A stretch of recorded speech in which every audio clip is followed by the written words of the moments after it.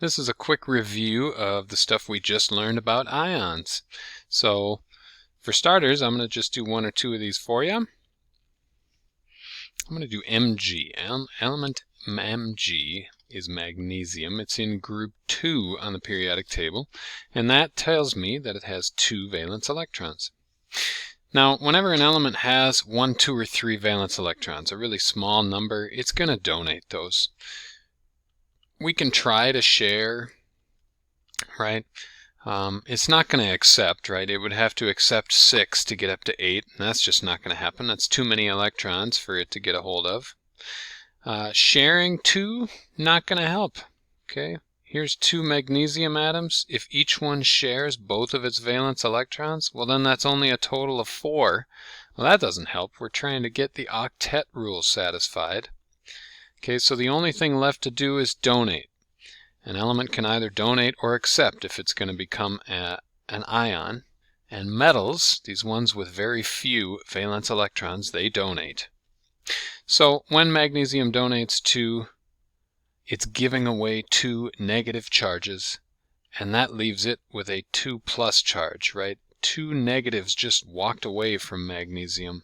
That leaves magnesium more positive. And so then the name is magnesium ion. Pretty simple.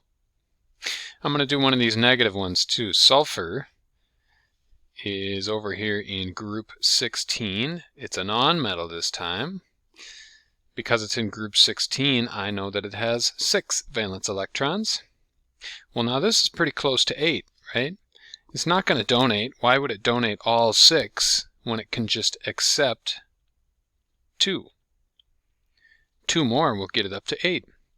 Okay, so nonmetals, the ones that are very close to having 8 valence electrons, they accept. And I just put that in the wrong row, so I'll fix that here. If it accepts 2 more, it's taking 2 negative charges. It probably got the 2 negative charges from some other element like magnesium, right? Magnesium wants to donate 2, and sulfur wants to accept 2. So magnesium sulfur could bond together. That would make magnesium sulfide.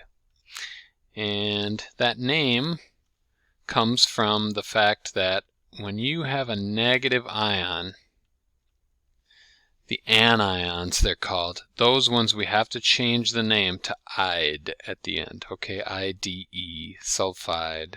Okay, so quick vocab review, and then I'm going to let you practice these on pause. Cations are positive, remember pause, cats have pause, and anions are negative. Okay. Go ahead and give the rest of these a shot.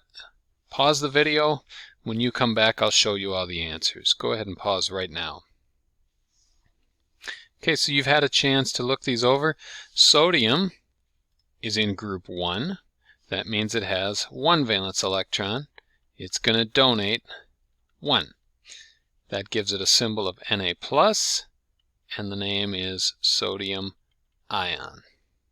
Aluminum, way over here in group 13.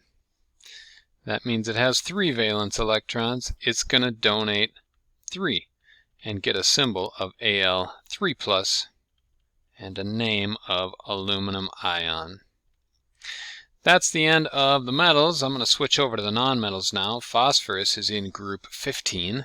It has 5 valence electrons, which means it only needs 3 more to get up to 8, so it will accept 3, and that gives it a symbol of P3-, and the name is phosphide.